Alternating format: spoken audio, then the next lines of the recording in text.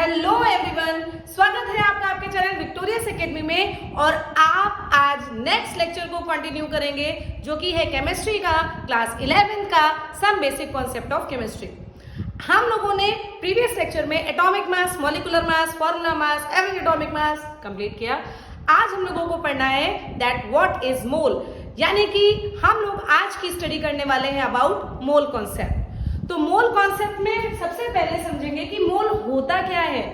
मुन्ना, मोल जैसे हम लोग लेंथ को, डिस्टेंस की यूनिट को लेंथ में मेजर करते हैं, जैसे हम लोग वजन को यानी कि वेट को मास, मतलब मास को किस में मेजर करते हैं, किलोग्राम में करते हैं, जैसे हम लोग समय को सेकंड में मेजर करते हैं, वैसे ही अमाउंट ऑफ सब्सटेंस को मोल में मेजर करते हैं। तो ये एक मेजरमेंट यूनिट है। मोल क्या है? एक मेजरमेंट यूनिट जिसमें हम लोग अमाउंट ऑफ सब्सटेंस को मेजर करते हैं। तो सबसे पहली definition, mole is a measurement unit which is used to measure the amount of substance. Clear हुआ? इसके बाद mole is the number of particles that are present in 12 gram of carbon. अगर हम 1 मिनट की बात करें तो 1 मोल सब्सटेंस में 6.022 इंटू 10 की पावर 23 पार्टिकल्स होते हैं। अगर हम डायरेक्ट बता देते बेटा तो सिर्फ यही आपको याद करवाया जाता है, और यही होता भी है, कोई गलत बात नहीं है, आपको यही याद करवाया जाता है। लेकिन आखिर 6.022 इंटू 10 की पावर 23 पार्टिकल्स आया कहां से? वो आया इस पॉइंट से, that mole number of particle है जो कि 12 ग्राम कार्बन में मौजूद है। तो इसको कैलकुलेट करने के लिए 1 मोल बराबर number of particles in 12 gram of carbon, 12 carbon 12 isotope लिया ही था हम लोगों ने। इसके बाद 1 एटम ऑफ कार्बन, कल याद कीजिए कल का लेक्चर, 1 एटम ऑफ कार्बन में कितने ग्राम यूनिट, कितने ग्राम उसका मास होता है। तो आप लोगों को पता है 1.99 इंटू 10 की पावर -23 ग्राम ये है। तो अगर आप 12 ग्राम ऑफ कार्बन में how many number of particles calculate करोगे तो भैया 12 अपॉन इसका मास कर दो, आपको नंबर ऑफ पार्टिकल्स क्लियर हो जाएंगे, which is equivalent to 6.022 into 10 की पावर 23। ये होता क्या है? ये होता है एवोगैड्रो नंबर के बराबर। चूंकि एवोगैड्रो नाम के साइंटिस्ट ने इसको डिस्कवर किया तो इसको कहते क्या है? एवोगैड्रो नंबर Na से रिप्रेजेंट किया जाता है, which is equal to 6.022 into 10 की पावर 23। क्लियर हुआ? इतनी बातें अगर समझ में आ गई हो तो बस एक छोटी बात और समझनी है कि जैसे अगर आप 1 मोल हाइड्रोजन की बात करोगे, जो मैंने शुरू में बोला, 1 मोल हाइड्रोजन का मतलब उसमें 6.022 इंटू 10 की पावर 23 हाइड्रोजन मॉलिक्यूल है। 1 मोल इलेक्ट्रॉन्स की बात करोगे, इसका मतलब उसमें 6.022 इंटू 10 की पावर 23 नंबर ऑफ इलेक्ट्रॉन्स है। 1 मोल कार्बन की बात करोगे, इसका मतलब 6.022 इंटू 10 की पावर 23 कार्बन एटम्स है। 1 मोल ऑफ चाहे केटायन चाहे एनायन की बात करोगे तो इसका मतलब 6.022 इंटू 10 की पावर 23 नंबर ऑफ आयंस है। मतलब अगर आप 1 मोल सब्सटेंस उठा रहे हो तो इसका क्या मतलब बनता है? That it is equals to Avogadro number. Avogadro number की वैल्यू क्या होती है? 6.022 इंटू 10 की power 23 molecules, atoms, ions, electrons, कुछ भी बोल सकते हो। क्लियर हुआ? समझ में आया? स्क्रीनशॉट लीजिए बनूंगा। इसके आगे हम लोग पढ़ेंगे कि आखिर और क्या होता है मोल। अब हमको पढ़ना है अबाउट 1 मोल। अब देखो बेटा, अगर आपको 1 मोल सब्सटेंस दे दिया जाए तो क्या होगा? 1 मोल सब्सटेंस में आपको 3 चीजें कंफर्म होती है। एक तो नंबर ऑफ पार्टिकल्स, दूसरा उसका मोलर मास, तीसरा उसका वॉल्यूम। ये 3 चीजें क्लियर होती है। अगर ये आपको समझ में आ गया तो 3 फॉर्मूला आप आसानी से याद कर लोगे मोल्स का। मोल कॉन्सेप्ट बस इतना ही है। हालांकि मोल कॉन्सेप्ट में मोलैरिटी आता है, लेकिन अगर सिर्फ और सिर्फ मोल्स की बात करें तो मोल्स जितना अभी मैंने बोला सिर्फ उतना ही है कि how can you calculate moles, तो ऐसे मोल्स को कैलकुलेट करो। तो भैया देखो, अगर आपको 1 मोल सब्सटेंस दे दिया जाए तो बेटा आप 3 चीज कैलकुलेट कर सकते हो। एक तो number of particles, number of particles में Na इज इक्वल्स टू वही है एवोगैड्रो नंबर के बराबर होता है 6.022 इंटू 10 की पावर 23। इसके बाद आता है मास इन ग्राम। अब ग्राम का मतलब आप उसको मोलर मास के फॉर्म में निकाल सकते हो। अगर आपको 1 मोल सब्सटेंस दिया जाए तो उसका मोलर मास ग्राम में आप निकाल सकते हो बड़े आसानी से। और तीसरे नंबर पर अगर वो सब्सटेंस गैसियस स्टेट का है तो गैसियस स्टेट में वो 22.4 लीटर या 22,400 ml के इक्विवेलेंट होता है। इतनी बात समझ में आई? अगर 1 मोल सब्सटेंस है तो आप 3 चीजों की जानकारी फटाफट दे दोगे। 1 मोल सब्सटेंस में कितने नंबर ऑफ पार्टिकल? 6.022 into 10 की पावर 23। 1 मोल सब्सटेंस में मास, अगर दूसरे की बात करें तो मास कितना? मोलर मास है। वाटर का अलग हो सकता है, हाइड्रोजन का अलग हो सकता है, HCl का अलग हो सकता है, जो भी आप उठा लो मॉलिक्यूल सबका अलग अलग। और वॉल्यूम कितना होता है? अगर गैसियस फेज में है वो सब्सटेंस तो कितना वॉल्यूम? कितना? 22.4 लीटर या फिर 22,400 ml। क्लियर हुआ? तो बेटा आप लोगों ने छोटी सी बात देखो, 1 मोल वाटर लिया, गैस तो है नहीं इसलिए वॉल्यूम की बात नहीं करेंगे हम लोग। इसमें 6.022 into 10 की पावर 23 है वाटर मॉलिक्यूल, अभी पहले ही समझ के आए। और अगर इसके हम मोलर मास की बात करें ग्राफ में तो 18 MU कल नहीं कैलकुलेट किया था क्या? कैसे कैलकुलेट करोगे? 2 into 1 भाई हाइड्रोजन का मास 1, कितने एटम है? 2, 2 into 1 प्लस ऑक्सीजन का मास 16, तो 18 MU आ गया, या इसी को हम लोग 18 ग्राम कह सकते हैं। क्लियर हो गया भैया? इस तरीके से हम लोग मोल्स के 3 फॉर्मूले पढ़ते हैं। याद रखना, अगर आपको मोल को कैलकुलेट करना हो तो 3 फॉर्मूले। पहला formula, number of moles is equals to given mass upon molar mass, जिसको हम लोग लिख सकते हैं capital small w upon capital. लिखने का तरीका है, गिवन मास को आप small m upon capital M लिख सकते हो, ठीक है? ऐसे लिखा ही जाता है, ऐसे बहुत जगह पर small w capital W use किया जाता है, वो आपकी चॉइस, आपको जो लिखना है लिखो भैया। हम तो ऐसे याद करवाते हैं गिवन मास अपॉन मोलर मास। फिर नंबर ऑफ मोल्स, n बराबर गिवन नंबर ऑफ पार्टिकल, तो इसको गिवन नंबर ऑफ पार्टिकल में n मान लो और एवोगैड्रो नंबर को na मान लो। तो अगर नंबर ऑफ पार्टिकल मोल्स को निकालना है और आपको नंबर ऑफ पार्टिकल्स दिए गए हैं, then how can you calculate number of moles?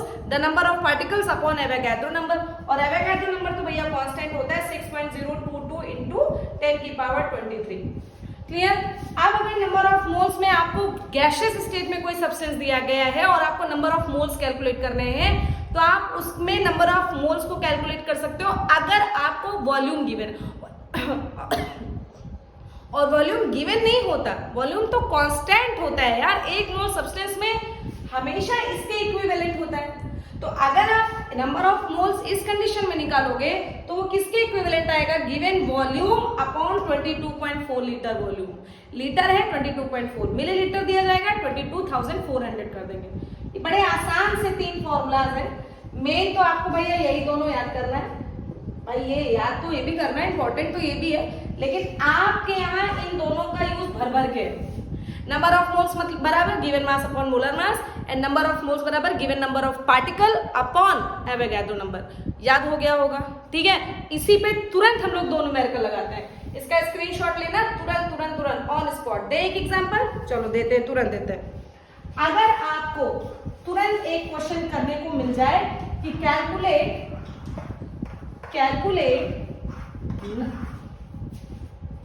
चलिए देखिए, calculate number of moles in 360 gram of glucose. ये छोटा सा क्वेश्चन आपको दे दिया जाए, कैलकुलेट करना है। ग्लूकोज का पहली बात तो फॉर्मूला पता होना चाहिए, बचपन से पढ़ते चले आ रहे हो, C6H12O6।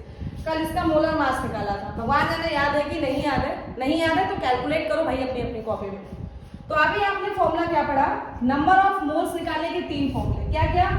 n बराबर गिवन मास अपॉन मोलर मास, और दूसरा फॉर्मूला n बराबर given number of particle upon Avogadro number.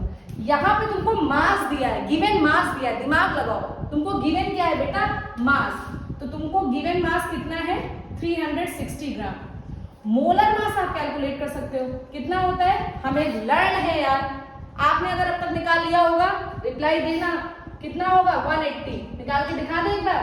चलो देखो, कार्बन का मास कितना? 12। कितने एटम है? 6 प्लस हाइड्रोजन का 1। कितने एटम है? 12 प्लस ऑक्सीजन का कितना होता है? 16। कितने एटम है? 6। 12 6 72 प्लस 12 प्लस 96। कैलकुलेट करोगे भैया 180 MU आएगा। अब इससे ज्यादा क्या ही बताया, तो ग्राम लिख लो क्योंकि मोलर मास को ग्राम में यूज किया जाता है। तो यहाँ पर मोलर मास कितना आ गया? 180 ग्राम, जो हमने कैलकुलेट किया। यार कैलकुलेट तो आप किसी भी मॉलिक्यूल का कर सकते हो ना, इसमें क्या टेंशन ले रहे हो? चलो, अगर आपने मोल्स को कैलकुलेट किया, फॉर्मूला रखा given mass upon molar mass. Given mass कितना है 360, मोलर मास कितना है 180। क्रॉस करो, 18 2 36, कितना आंसर आ गया 2 मोल। क्या टफ है भाई? अगर इसको बोल रहे हो टफ है तो कुछ भी फिर तो सभी कुछ टफ है। क्लियर हुआ? एक क्वेश्चन तो आपने इस बेसिस पे कर लिया। चलो एक क्वेश्चन इस बेसिस पे करते हैं। अगर आपको क्वेश्चन में दे दिया जाए, स्क्रीनशॉट ले लिया। चलो, अब अगर आपको क्वेश्चन दे दिया जाए कि calculate number of moles in 12.044 into 10 की power 23 number of particles of any atom, किसी भी एटम के आपको नंबर ऑफ पार्टिकल्स दिए तो तुम लोग को नंबर ऑफ मोल्स निकालना है। कैसे निकालोगे? फॉर्मूला रखो, n बराबर n अपॉन na, ये वाला फॉर्मूला लगाएंगे। यहाँ पर गिवन नंबर ऑफ पार्टिकल कितना है 12.044 into 10 की पावर 23। एवोगैड्रो नंबर की वैल्यू 6.022 into 10 की पावर 23। कैंसिल होगा, 2 10 जाएगा, आगे कितना आंसर आया 2 मोल। क्या मैम हमेशा 2 मोल आगे आंसर आएगा? जी नहीं, और भी होते हैं क्वेश्चन, बट ये थोड़े इजी क्वेश्चन है। समझ में आया? इसका स्क्रीनशॉट लिया। एक क्वेश्चन और जल्दी से लगाते हैं। चलो भाई, एक क्वेश्चन और। वो क्या क्वेश्चन है? Find number of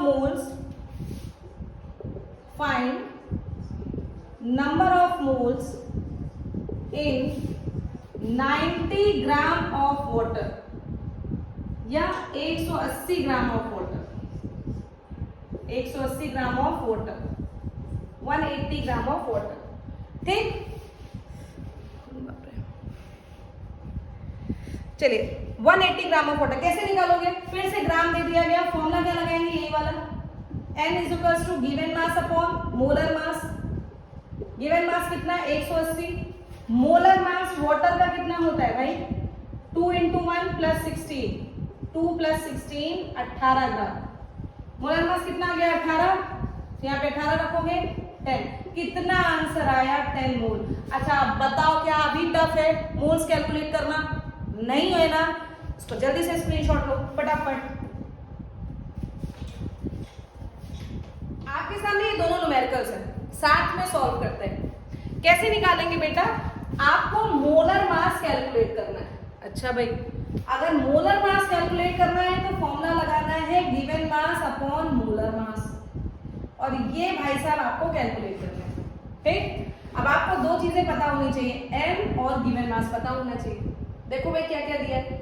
given mass आपको 90 ग्राम दिया है और 0.5 मोल आपको दिया गया है। बताओ सही रहा कि नहीं? इस बार आपको क्या क्या दे दिया गया है? n और गिव। बताओ तो क्या कर सकते हो?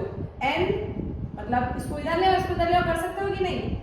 Molar mass is equals to given mass upon n करोगे, n नंबर ऑफ मोल्स है। गिवन मास कितना है भाई? गिवन मास कितना है 90 और मोल्स कितने हैं 0.5। पॉइंट हटाओगे, 0 लगाओगे, कैलकुलेट करो कितना आएगा आंसर। बताओ भाई 5 टाइम्स में कितने टाइम्स में कटेगा? आ ही नहीं रहा होगा। 5 1 जा 5, 9 में से 5 के कितना बचा 4, फिर 5 8 जा 40 0, कितना आया 180 ग्राम। बहुत टफ है क्या? अब इस बार हमको मोलर मास पूछ लिया गया, हमेशा नंबर ऑफ मोल्स कैलकुलेट करना जा रहा था। तो 180 ग्राम अगर आपसे ये पूछ लिया जाता है ये अननोन कंपाउंड है क्या? अगर ये पूछ लिया जाता, बताओ अभी क्वेश्चन करके आए हो कि 180 ग्राम किसका तुमने कैलकुलेट किया था? ग्लूकोज का ना? देखा, तो ये है क्या बेटा? ग्लूकोज दिया गया है। कहते मैम हम कैसे जाने? कोई बात नहीं, ऐसा क्वेश्चन आता नहीं है, लेकिन तब भी पता तो है 180 ग्राम किसका। 180 मॉलिक्यूलर मास क्या सिर्फ ग्लूकोज का हो सकता है? ऐसा नहीं है, लेकिन कम से कम हो तो सकता है। मे बी तो आप लगा सकते हो, मे बी अननोन कंपाउंड क्या है? ग्लूकोज है। समझ में आया बच्चों? थोड़ा सा पानी पी लेना, बहुत तेज प्यास लग रही है।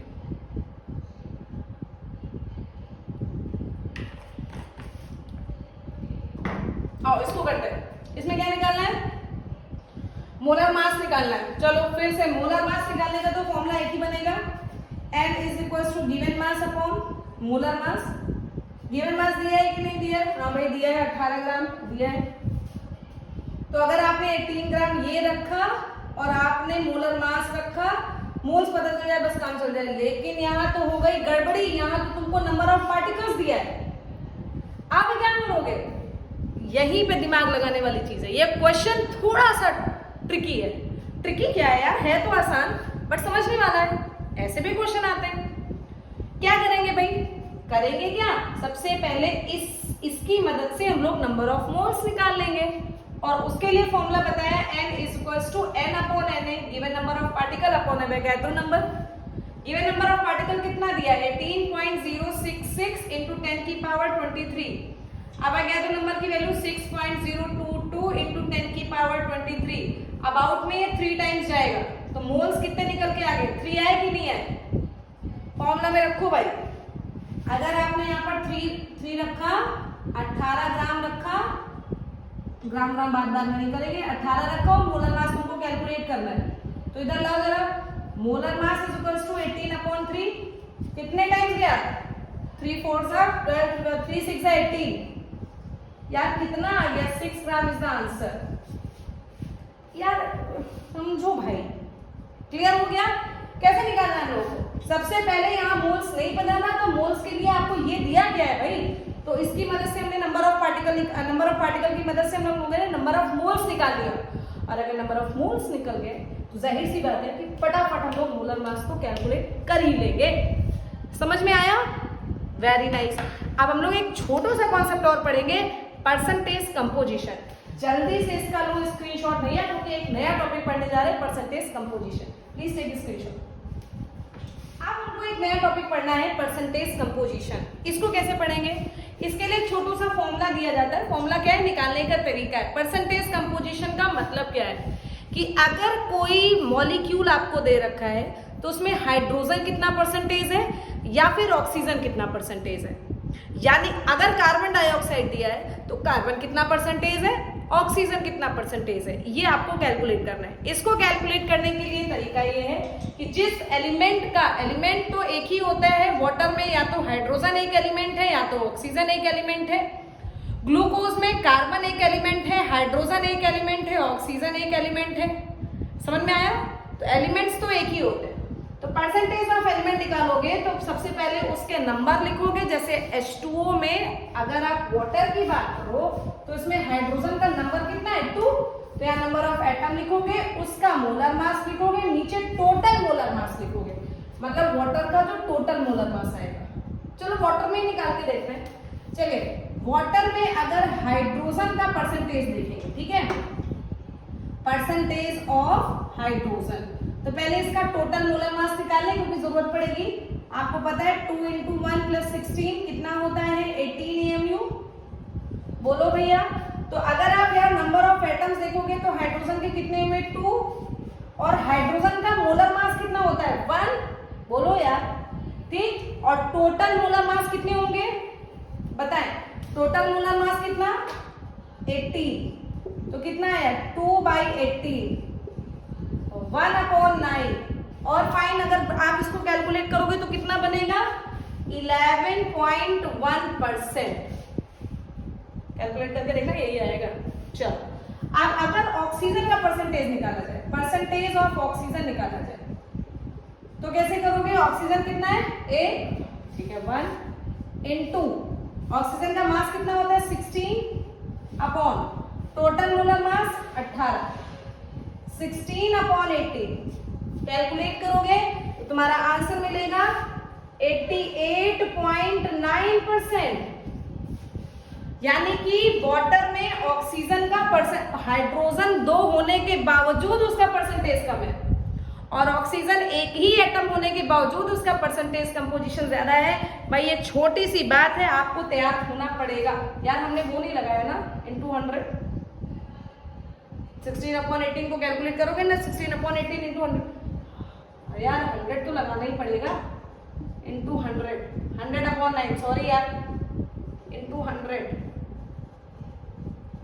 तो भाई अगर आप 100/9 करोगे, 9 से करोगे तो 9 1 जा 9, 10 में 9 गए 1, 0, 9 1 जा 9, 10 में 9 गए 1, पॉइंट लगाओ 0, 10 1 जा, तभी तो ये 11.1 बना। 100 करना है, ये मिस्टेक हो गया, सॉरी, 100 कर लीजिए, ठीक है। परसेंटेज कंपोजिशन समझ में आया? होमवर्क दे यार, कर लिया करो कभी कभी, मेरी मान के, नहीं तो गड़बड़ हो जाएगी। आप नहीं करोगे तो कैसे काम चलेगा। आपको वाटर का मैंने निकलवा दिया, ये आपका वाटर का निकल के आ गया।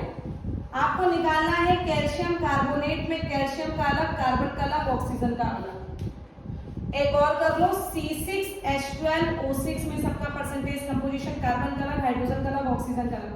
करके देखो, आंसर कमेंट सेक्शन में कमेंट करो, मजा आएगी यार आपको अगर आप करके देखोगे तो, ठीक है। स्क्रीनशॉट लिया, वेरी गुड। तो भैया आज तो बस इतना ही। अब हम लोगों का जो नया टॉपिक है वो बनेगा एम्पिरिकल फॉर्मूला और मॉलिक्यूलर फॉर्मूला हम लोग कैसे कैलकुलेट करेंगे, ठीक है। और इसके बाद जो टॉपिक आएगा वो आएगा स्टोइकियोमेट्री एंड लिमिटिंग रिएजेंट। उसके बाद बचेगा मोलैरिटी एंड मोलैरिटी, यानी कि 2 से 3 लेक्चर में समाप्त होने वाला है ये चैप्टर। छोटे छोटे पार्ट्स में इसलिए पढ़ा रहे मुन्ना, ताकि आपको ज्यादा बर्डन ना लगे ना कि ये चैप्टर कितना टफ है बहुत आसान। मन लगा के पढ़ो, पढ़ते रहो, बढ़ते रहो। तब तक के लिए मेरी तरफ से आप सभी को ऑल द बेस्ट और थैंक यू सो मच।